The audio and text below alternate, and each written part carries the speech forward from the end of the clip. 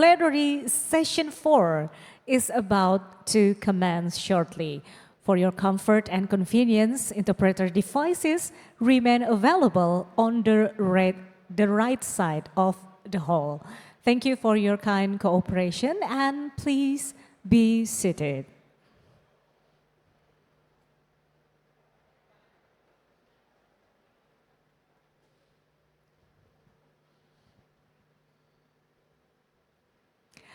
All right, ladies and gentlemen, this upcoming plenary session is titled Result of IPA and SNP Study Enhancing Oil and Gas Investment Climate in Indonesia, Case Study Insights. The primary objective of this platform is to unveil and engage with the exclusive insights from the joint study conducted by the IPA and SNP Global.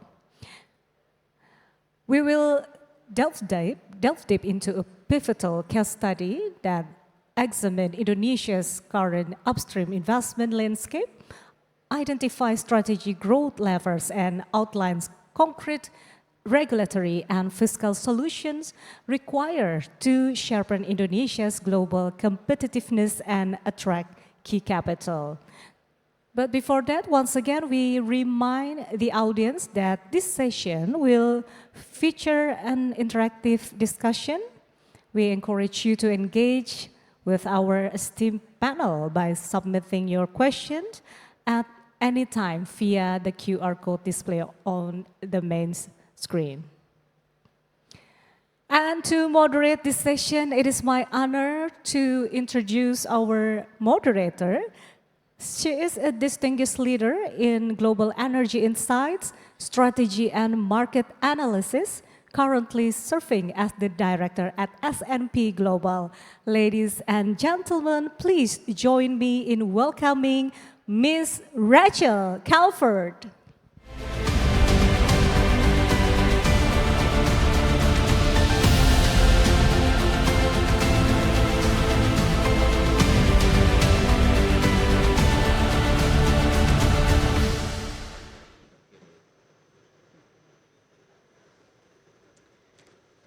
All right, thank you for that kind introduction. Ladies and gentlemen, selamat pagi. Thank you all for being here this morning and joining us for this very important conversation. So our discussion today brings together the findings of a global benchmarking study by S&P and the IPA, which is looking at Indonesia's upstream oil and gas competitiveness against international peers. As the study highlights, and as we've heard all throughout this IPA conference, Indonesia's upstream sector is crucial for the country's energy security and economic growth. But the context around Indonesia is changing. So we have more countries making changes to their fiscal terms and their investment environment, and the competition to attract investment capital is growing. In this context, investor decisions are shaped not only by what is below ground, but by the efficiency and predictability with which you can develop projects. So we're going to carry forward some of the themes from our initial discussion this morning, the SKKK Migas panel, with a group of distinguished panelists I'm very excited to introduce. So I'd like to invite all of our panelists to the stage one by one. I'll start with Dr. Satya Yudha, who's currently serving his second term with the National Energy Council. Pak Satya, please.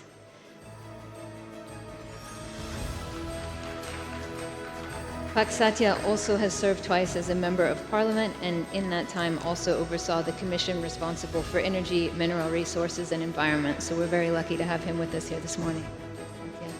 Next, please help me welcome Ibu Marjolijn Wajong, IPA Executive Director.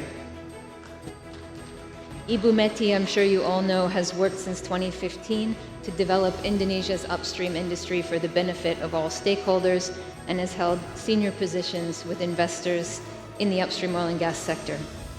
Ibu Meti, thank you. Next, please help me welcome Pak Benny Lubiantara, an independent oil and gas advisor, but also who you will all know as the previous Deputy of Exploration, Development, and Working Area Management and Deputy of Planning at SKK Migas, and also the author of 3 very impressive books on upstream petroleum contracts. Pak Benny. Finally, please help me welcome Dr. Filda Citra Yusgiantoro, Chairperson of the Purnomo Yusgiantoro Center. This is an independent nonprofit that conducts strategic research on natural resources, human capital development to support sustainable resource management, national resilience, and community capacity building. Ibu Filda. All right.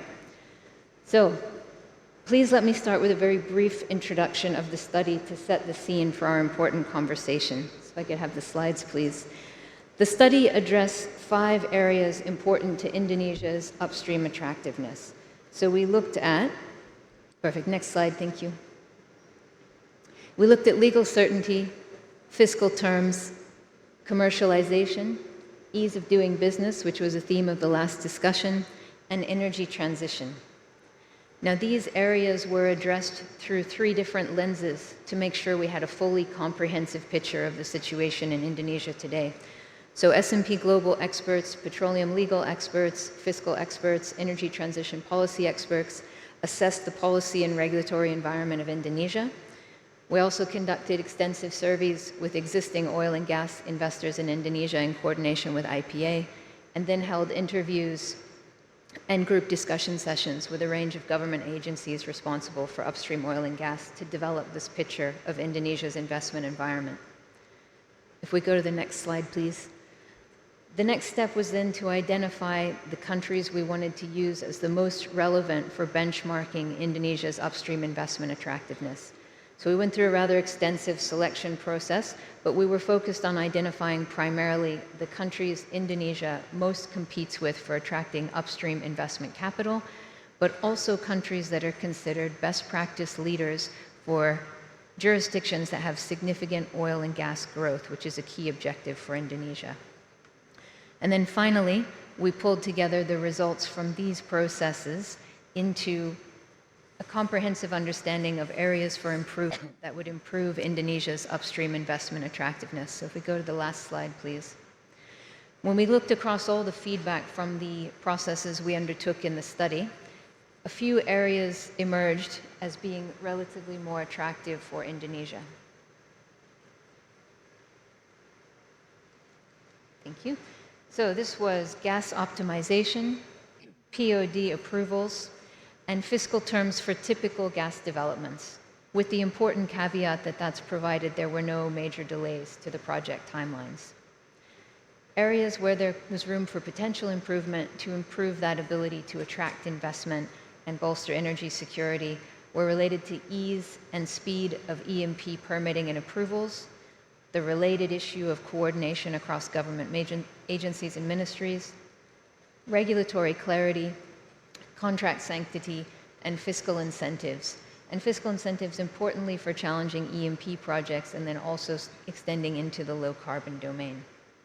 So with that overview, I would like to turn our attention to Indonesia and explore where we go from here. How do we take these findings forward into the implementation phase? So I want to start with a quick fire starter round, and I'd like to ask each of our candidates for a quick pulse check. So from each of your perspectives, what's the single most important factor shaping upstream investment decisions in Indonesia today, and has that changed recently? So Pak Satya, we'll start with you, please. Well, thank you very much, Rachel, for your kind of introduction, as well as the study that done by the S&P. So we try to, to identify which policy that has been, in place, and which policy that really respond to from the industry perspective. So in this slide, I brought quite a busy slide, but at least just trying to provide the audience that there are, a lot of policy aspects that I cover up here, and what's that actually is aligned, with the government and also with the industry, and what's the feedback of the industry, and also what the future action that we need to do.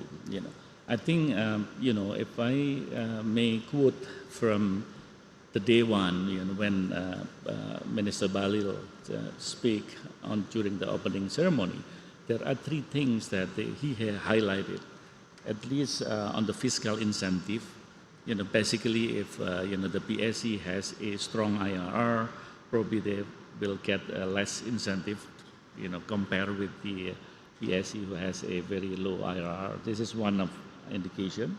The second is about the gas export certainty. So at least, the government's guaranteed about the export quota, cuts for the existing contracts. There is a policy that wants to be consistent, in this regard. And also, the last item that is quite sensitive, I think, is about the export proceed foreign sections policy. Even though we still, need to monitor how they execute that policy, but at least there is a goodwill from the governments, about the HE, that there is a flexibility for, the contractors, to do, compare with the other industry. When the industry, they have to keep the money for certain period of time, so around 1 year, and also it has to be allocated in the national banks, which is, this is a very common practice for the other industry. But for the oil and gas, it seems to me from the way he explained, there is a specialty. And the other aspect about the export agency that's been established, the still-owned enterprise for the natural resources, but they said, particularly for palm oil and also for coal, he excluded. I mean, he has a say to the president to, for the upstream thing, and that is to be excluded. I think that's a positive side of it, from the government. I do believe that after listening a lot of feedback included from the IPA, and also the direct feedback probably from the industry who has access to see the minister, and that's what I'm trying to see. Is not perfect, but from half glass full. It's not half glass empty. There is a intention from the governments, to be more attractive to invest, because of the common school between the contractor and the government is we want to improve our productions, and we want to monetize all the resources, which is now still a little bit untouchable. I mean, has not been tapped, particularly on the eastern part of Indonesia. So looking at that perspective, I do believe that we still have room to to seek solutions between the industry and the government. Perfect. Thank you for that. Yeah. Ibu Mati. Thank you, Rachel. Actually, since 2020, the government made a lot of changes, like the free choose of which contract that they want, okay? And then POD approval now much better, yeah? And also a higher split compared with before, yeah? But with the current energy security situation that we all feel, yeah? I think the further improvement need to be much more radical, meaningful even though in the implementation, yeah? And also when we talk about the fiscal need to be compete, not just better than yesterday, but is this competitive enough compared with other country or not? I would like to mention some here about the contract sanctity. Yeah? This country has a lot of short-term issues, okay? So a lot of government regulations launched that not in line with the existing contract. Can we go back to the contract sanctity by not implementing it applying it for the current, the existing contract? Or we need to have a stabilization clause that really meaningful to handle the negative impact of the new regulations.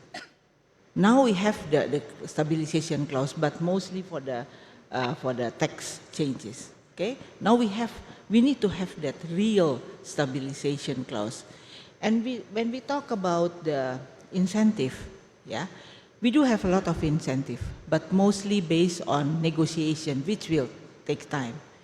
Can we have a clear, for instance, go back to the assume and discharge. That's clear from the beginning. You don't need a negotiation that will take time, okay? And maybe my suggestion is, can we have like a package of fiscal, targeted fiscal, like for marginal fields, that's all for shorten the time of negotiation. So less negotiation, more certain on what the country can give in terms of the incentive. Yeah. On the permitting, I know that we still have a problem, and SKK Migas try to help a lot. Thanks for them. But how they help is based on chasing one by one. We need to make a transformation in the system. This is a transformation of the system, I think, is a real one that we need to do. Otherwise, it's like on and off only. So maybe for me, that's first. Perfect. Thank you so much. Pak Benny, please.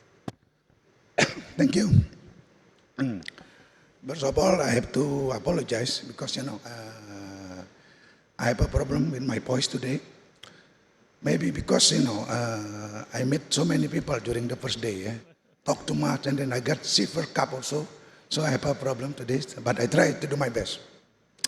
Coming back to the question, I try to have a short answer, The most important thing, I think, Rachel, is the fact that Indonesia, as a vast archipelago, we possess so many petroleum basins, which, say that more than 50% is still unexplored, It classified Indonesia, I think, still attractive for the exploration investment. In addition to that, the fact that, for the last 3 or 4 years, we discovered, so many result from the exploration well, which is, in terms of size, is quite big. Some can be classified as a giant, like in Andaman, there are several ways, like Dangkulo, Layaran, and Timpan, and also in the Kutai Basin, we have Kengnot. And then recently, we also heard about the discovery of the Galiga. I think that recent discovery making Indonesia as a hotspot and has successfully, attract the investment interest. Thank you. Thank you very much. Filda, please. Yes. From my reading through the report, as you have already also mentioned about the 5 categories, I think the report is very comprehensive, and I also learned a lot in the report. Regarding to your question about what is the most important factors influencing the upstream investment decisions, and has that changed in recent years? If we go back to maybe several years ago, maybe a decade ago, we see that actually regulatory clarity and contract sanctity has always been there, actually. But what has changed in recent years? Well, a lot, actually. We have shifted an era where everyone asks, is there oil or gas in the ground? Coming to asking now, how fast and how safely can we monetize it without sudden negative regulatory shifts? That is also what Bumeti has also mentioned. So globally, we are now racing because in the report also mentioned that 40 countries are actively launching licensing rounds with high flexible terms this early year. So Indonesia is like racing with other 40 countries. But we also have, mentioned about investors which are more sensitive to several of shifting of regulations, for example, the 10% local participating interest, and also regulatory in streamlining, and also exemption from strict export countries, and also we have also the omnibus law as well to rapidly increase the time permit, actually.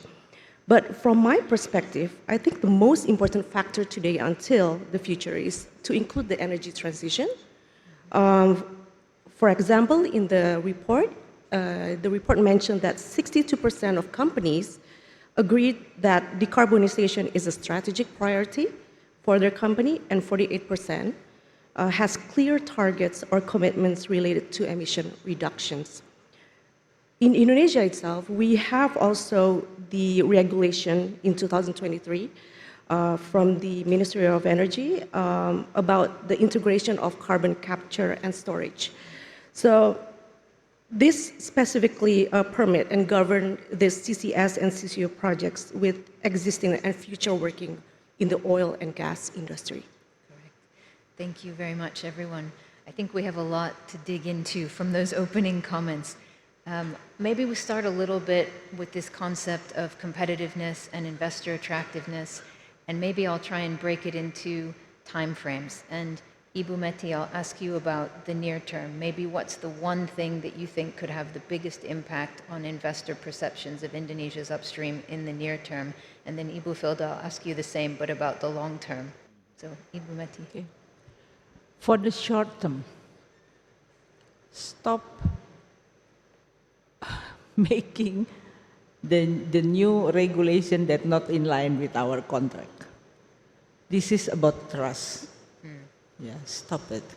I know that it's difficult nowadays since I would say like 6 years ago, but stop doing it. Yeah. And then one more thing. Okay. Yeah, is on the ease of doing business, really make breakthrough. Make breakthrough, because that ease of doing business, the permit is really not good. And many things already done, but we need to make a real transformation here. Perfect. Thank you for that. Ibu Filda, please. For the long term, we always see there's the strengths and also the weaknesses in every country. So in the long term, we need to see the Indonesian strengths, right? The key strengths. The key differences where Indonesia stands apart is, for example, the natural gas optimization. Indonesia scores high in the report, alongside with other peers. Gas is a genuine strength backed by demand and LNG infrastructure. We have also the POD approval. That's clearly outlined contents and process. This is on par with the stronger peers. But again, Indonesia has clearly lacks on the contract sanctity and also the fiscal flexibility on maybe the challenging projects. And also, we also have difficulties on approval of timelines, actually. So I think for the long term, these weaknesses should be improved in the long run. Thank you very much. So let's... Rachel, can I ask, because of, probably I'm a little bit biased to, to respond at this situation, because I admit it. There is a inconsistent on the contract sanctity, for instance, yeah, because of, it has been long and we discussed, but what I try to offer here is how do we move forward? How do we tackle, this problem? I can put an example, the role of the National Energy Councils, yeah, because one of the rule is we are overseeing, the energy policy across the ministries at all levels, because we want them to be consistent with national energy policy that is produced by the National Energy Council. So we conduct the meeting, what we call the regular meeting, attended by 7 ministers, and us as a member from the stakeholders, 8 plus a chair by the Minister of Energy. So in response to the difficulties to get a simple approval process, which is sometimes not only within the SKK Migas, but also across the ministries. I think, since Ibu Keti here, I can offer, if there is any really emergency situation where need to get approval across the ministry, just bring it to National Energy Council so we can propose to regular meeting that we conducted. Because the ministers are there, the respected ministers there, like a Minister of Environment, for instance, is also there. Minister of Finance is also there. If it not, sometimes he send the top level from the Ministry of Finance. So one of the examples that just recently happened, because if you look at today's, there is a quite difficult position in terms of the global conflicts.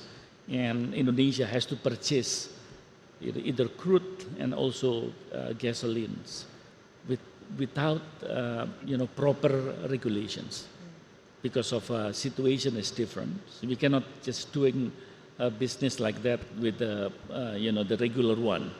So they brought it and raised it to National Energy Council, and Pak Bahlil as daily chairman of the National Energy Council, it's easy to them to make decision, and they proposed it, to make a special presidential decree to execute that action, and happen. So now for Pertamina and also other institutions need to purchase crude or oil, they can be protected by the legal, by the legal umbrella, which is probably easy for them to be accountable, with the legal system in Indonesia. So they don't scare, after they retire because of they do something irregular. That is one of the example. So probably if I look at, because a lot of problem that repeatedly during the IPA convention. So I may offer, probably we can use that forums, as long as we consider that it's really important and emergency. So that kind of brings me to what I wanted to pick up for kind of urgent, important issues. We have this very interesting offer to make use of the National Energy Council. Right. What about for, obviously there's a lot of initiatives underway. Your first slide showed that very clearly. To try and streamline a bit some of the permitting, to try and address some of the timeline questions. Can you talk a little bit more about that way forward part when it's not an emergency or not an urgent case? What does the path forward look like on the more, I guess, everyday kind of approval? Yeah, if we are dealing with only one institution, it's probably easier to deal with. But if you're dealing with across the ministries, then it's different issues. Yeah, so that's probably what I can, trying to facilitate. If really, across the ministry, was something that we can talk. The difficulties is, like OSS. OSS is, actually, it was established to tackle that issues across the ministries, but it's never reaching what we expect. So that's probably our homework. Yeah, I may say that until all the ministries understand the need of Indonesia to develop their own natural resources, particularly in oil and gas sector, which is contributing for the welfare of the people of the Republic of Indonesia. I think the more we talk, and then they will listen. And establishing the institution to deal with is one thing, but executing is another thing. But Benny, I might bring you in on this implementation execution question. Where do you see projects moving into development, getting stuck now, and how do we improve that? Okay. Okay, thank you. Before answering your question, I think let me give the background. Yeah. When I was in SKK Migas together with my colleague here, we made the long-term plan. It's basically the production profile, from all of the project in Indonesia, and based on the realization, we know that the project delay, because we cannot achieve the production. The project delay preventing the production for increasing. That's the main issue. Not because we don't have the project, but because most of the, I don't want to say all of the project, but most of the project are delayed. But let me also give the illustration. When we discovered Gang North back in 2023, it took only less than 1 year to have the POD approval, which is extremely quick if we compare to the lengthy process in the past to get the POD approval. Why? Because it involved limited parties, because only SKK Migas, Dirjen Migas, and also the contractor, in this case ENI. So we discuss it with the same language, we share the same concern, and also we have the same perspective. So it took 1 year, it's very fast from the first discovery to the POD approval. The problem began during the execution stage, I think the previous panelists discussed about that, talk about the procurement, we talk about the land acquisition issues, we talk about the permit. That's all make the process of getting approval from that issues takes much longer than one we expect during the POD discussion. So push the project Upstream, push back the project Upstream. I think that the main issue, and then of course the project delays is very important, very serious for the investor. The investor here, the contractor here, they have a specific date of termination period. When the project delay, say for 3-4 years, it reduces the production period of the project. The volume to be produced become less because of the delay, say 3-4 years or maybe more. So it of course impact the economic. So the message here, even with the favorable fiscal term, yet little benefit to the economic because of the delay. Thank you. Thank you for that. That brings me very nicely to the next theme I wanted to pick up, which is about that fiscal and commercial kind of policy toolkit. The study shows that Indonesia's fiscal ecosystem, it works well for the typical gas projects, particularly shallow water, as long as we don't get those major delays.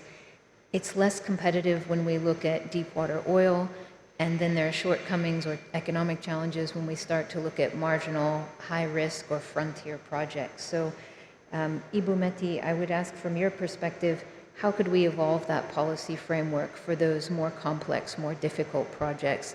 Is there something we can do on the fiscal side to help with the attractiveness there? I actually mentioned already that one thing in the past, until 2010, we have one instrument that can bring the whole platform of Indonesia competitiveness higher than what we have now.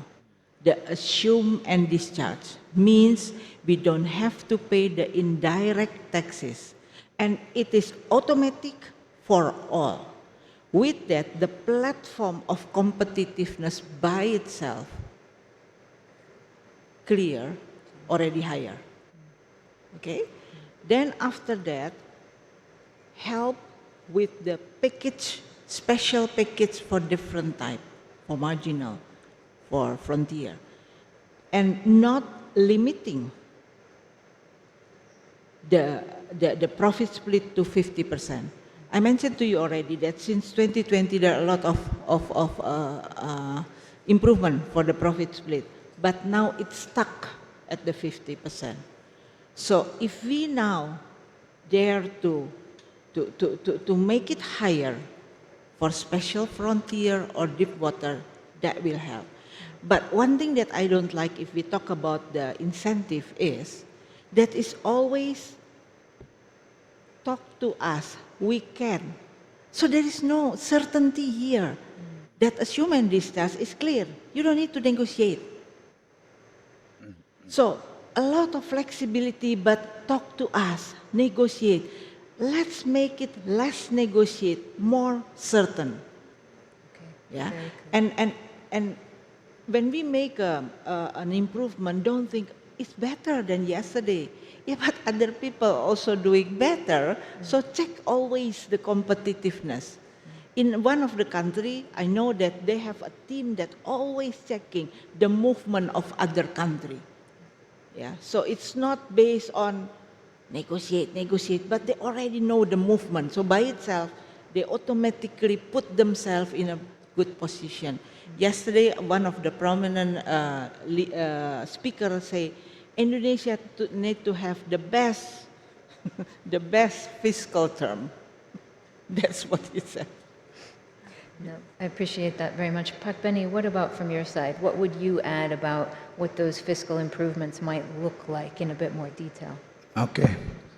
Okay, let me give the background. We know that, net zero emission commitment will be, say, in 2050, 2060. And then considering the oil and gas project development, it take like, say, 20 to 30 years, you know. So in my opinion, the prime window for exploration is around 2025, which is last year, to 2030. Beyond that, I'm sure, but I think the interest for exploration slightly declined, you know, because we are getting closer to the 2050, 2060 timeline. So since the best time for exploration is today, I mean, in the period of 2025 to 2030, I think it is the opportunity for Indonesia to introduce, fiscal reform. As mentioned earlier by Bu Meti, when we talk about fiscal reform, we need to not only to slightly improve, but to make it much better, compared to our neighboring countries, especially. So it is very important because the challenge also, because we all know that the competition not only from the oil and gas sector but also from the low carbon investment as well. So we need to have the minimum attractive rate of return is quite attractive. So it needs really the good fiscal term. So therefore, in my opinion, let's take the benefit of the golden time for exploration period by introducing a radical change in the fiscal term in order to achieve our what we call it, the energy resilience. Perfect. Thank you for that. A nice introduction or raising of the final topic we wanted to explore around energy security and energy transition. Obviously, this is a balance that Indonesia is managing as well as every other country. And I think one of the things the study highlighted is Indonesia has done an immense amount, if we look back from just 2024, in terms of building a framework for low carbon initiatives like CCS, CCUS, and some of the other sort of more carbon market-related components that are under development. So quite a lot has been done, but I think there's still some areas we could explore around how things evolve from here. So Ibu Filda, I'll start with you. How should Indonesia think about investment attractiveness for energy security and energy transition goals? Yes. Thank you for the question. But before I answer to your question about the previous discussion, I've been a part of the National Defense Council since January. In the National Defense Council, there are 3 deputies, and geopolitics, geostrategy, and geoeconomics. And I'm part of the geoeconomics team at the National Defense Council. So during my time, about maybe 4.5 months in the National Defense Council, we have seen a lot of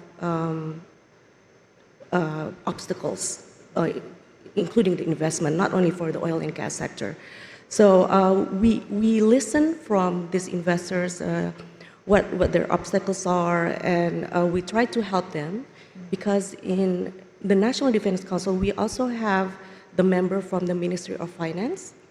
So we see a lot, like, the video from the debottlenecking, what is it, rapat, like the debottlenecking, meeting. So we can actually voice that to the Ministry of Finance with through the National Defense Council. So this is just one of the solutions that we can offer to the investors here and all the friends here, that besides the National Energy Council, that you can go to the National Defense Council through me to accelerate all these obstacles in the oil and gas sector. So that's one of the things that I would like to promote.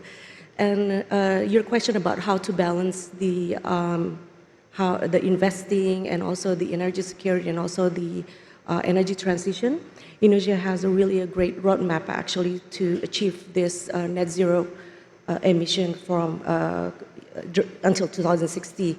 We have that roadmap, but sometimes we miss that target, and we actually readjust that. But what I've already also mentioned, that in the long term, the investors should also prioritize this energy transition in their planning, because we see a long-term outlook, and we need also to see how if there is a changes in the the policies for the net zero target. So I think, for example, like 2023 also had this regulations on CCS, CCUS. So it's really good to monitor that. But again, CCS, CCUS is not only for oil and gas sector, it also implemented to other industries. So we need to look across border, cross-sector, not only oil and gas, and also, but we need to see this implementation of the carbon capture to the industry side, in the downstream side. That's what I'm saying. Perfect. Thank you so much. Dr. Satya, I'll come back to you. You've talked a lot about initiatives that are underway. There's a lot in this space, in the low carbon space. Do you want to talk a bit about some of the key initiatives and where we're going, going ahead? Because of we produced a scenario for aiming the net zero emission by 2060, and along the way, oil and gas is one of them. So, and our policy is quite clear here. We don't want to zero fossil, but we want to decarbonize fossil. So fossil fuel is basically not phasing out, but in our policy is we phasing down, but it's not phasing out, and use gas as a balance, that bring us from fossil to renewables. That is quite clear in our scenario. But the question is how to tie in with the existing contract, because of decarbonized fossil is one option is implementing the CCS and also CCUS. So in my thinking, I think we should explore more how to put the CCS and CCUS into PSC system. So it gives a more certainty for the fossil fuel companies, to contribute on the decarbonizing their activities, to achieve the net zero emission by 2060. So I do agree that CCS is not only for oil, but it's also for coal. And unfortunately, we are now seeking the technology that has been really proven on CCS and CCUS. So that is also one of the things that probably we're looking at the right technology that can be implemented soon. And we just work out on the legal system, through the PSC mechanism, how to tie into that, system. That will be fair, because we're still dealing with the PSCs. If we cannot separate between the PSC contract and a CCS, CCUS, where we are aiming to reduce the emissions. I think that's my personal thing, but I know there is a feedback from the industry that we have to work on. Perfect. No, I think there's a lot of people in the room who'd be very happy to hear that that's sitting high in your mind. All right. We only have a few minutes left, so I'd like to wrap us up and give everybody one opportunity to say one sentence on the most important takeaway from this very rich discussion we've had about the most important lever to advance the upstream sector in Indonesia. Maybe we'll start on the opposite end. Ibu Filda, we'll start with you and come this way. Just one sentence. Well, I think it is very important for all of us to be together to, accelerate this hiring in the oil and gas sector, because investors value predictability, actually. So a stable and also a consistent policy framework will reduce the risk and also improve the competitiveness of the long-term investment in Indonesia. Thank you. Back then. Yeah, thank you. I think for Indonesia now,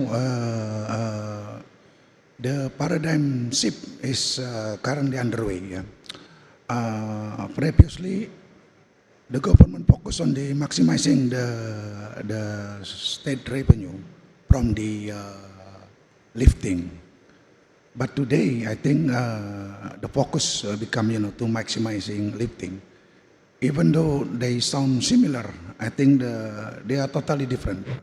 Maximizing the government revenue or state revenue from the lifting can cause the lower production actually, compared to you maximizing the lifting. This is simply just like choosing the bigger percentage of cake from the small cake, or you want to smaller percentage of the massive cake here. So I think this is the second one is our choice. We are shifting the paradigm now. Thank you. Perfect. Thank you. Mete. Please. Okay, from me, a lot of changes that we talk, it needs to have the really important thing here, change the current oil and gas law. Not only for the sake of a new body, what we call BUK, but also to capture the current business needs. So my worry is, first, when will that happen, the change? Because we talk a lot, but until now, I haven't seen that. Secondly, most of the focus is only for the changing of the new body. Yeah. So I know in IPA, we focus a lot on what kind of business changes that need to be done through that new oil and gas law as an umbrella, so that for the regulation under that, we already have a good umbrella. So new oil and gas law, that's the focus. That's a very important point we haven't gotten to yet. Dr. Satya, I think you might have a comment on that as well. Well, since I'm part of the government, of course, all those feedback is quite valid feedback. So my, takeaway here is collaboration is important. So we have to collaborate between the industry and also other stakeholders, including the government with the various ministries, and keep saying, I think that's something that you have, from the industry side has to pick up. What just been mentioned by Dr. Filda regarding her offer, I think you have to take it. Yeah, because the most feedback that you deliver it through many institutions, I think, get the message across to everybody. That's become important in Indonesian context. Yeah, if I'm giving advice to all of you, so you cannot just channel into one institution. You have to, able to penetrate with the other institutions. Yeah, in order to give them understanding. From my levels, and we know exactly that oil and gas is still important, and we know exactly that we need more explorations. We know exactly that we need more molecule to be monetized, but how do we execute it? Yeah, that cannot be done just only one ministry. That has to be across the ministries. Okay, perfect. Thank you very much. So we've had a very insightful discussion, and I think what really comes through both in the study and in today's conversation is that the opportunity in Indonesia is very real. The resource base is strong. We've had a lot of discoveries recently. There's been a lot of evolution, both of the existing EMP framework and on the low carbon side. But we are really looking for an evolution in how we think about resource development going forward, because as Pak Benny said, we're in a bit of a golden window period that is narrowing. So we've had a transformation of mindset. We're no longer thinking about maximizing state revenue, but about maximizing lifting, about maximizing energy security. How do we translate this transformation of mindset into a transformation of execution? How do we get this radical implementation that the industry is looking for to really move the needle on project development timelines, on permitting decisions, such that we can get to this sort of systemic change in a window of time to make a real difference on energy security for Indonesia. And that requires the coordination using some of the channels like the National Energy Council that have been raised today. But I think there's a lot of interesting ideas also on the regulatory framework, which I think is coming through in a lot of the undergoing initiatives. So we really look forward to further advancement and further conversations in those areas. So with that, we'll wrap up. We'll conclude here. I thank everyone very much for your attention and all of our panelists for this fantastic discussion today. Thank you.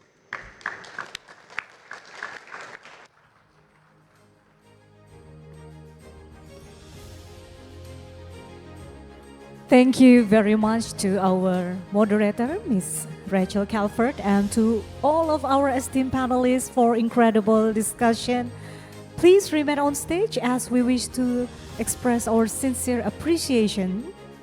To present a token of appreciation, we honor to invite IPA President Ibu Kathy Wu and IPA Representative Bapak Kevin Moore to please join us on stage.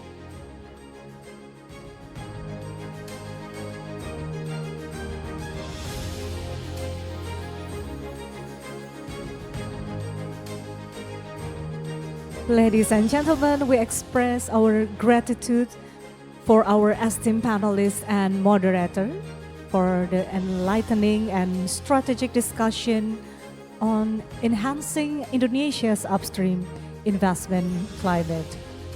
So let's unlock the full potential of our upstream sector and accelerate vital energy investment.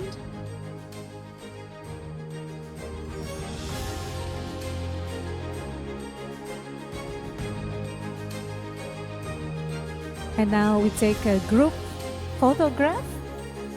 Please face the main stage camera and give us your best smile. In 3, 2, 1. Once again, 3, 2, 1. Ladies and gentlemen, please give another warm round of applause. Terima kasih sekali lagi kepada seluruh pembicara kita di sesi keempat, yang merupakan sesi penutup dari plenary session hari ini. Thank you very much. You may now return to your seat. Distinguished guests, ladies and gentlemen, this concludes plenary session 4 of the 50th IPA Confax 2026. As we prepare to enter the final round of our Confax, allow me to guide you to our next special agenda. Lunch is now served for all delegates at Hall 1. Please enjoy your meal, refresh, and take this opportunity to do networking with fellow participants. And we kindly request all participant exhibitors and delegates to return to this main hall promptly at 2 p.m. sharp for the official closing ceremony of the 50th IPA Confax 2026. And for those who use the interpretation devices, we kindly ask you to please return them before leaving the room. We also would like to inform you that the Friday prayer atau sholat Jumat will be conducted in Hall 5. Serving as the khatib and imam for today's prayer is Ustadz Abdul Fakih. Once again, thank you for your wonderful participation and engagement throughout this morning. I'm Bunga Harumdani. Have a wonderful lunch and we look forward to seeing you back here at 2 p.m. Wassalamualaikum warahmatullahi wabarakatuh. Kita berikan aplaus yang meriah untuk IPA Confax 2026.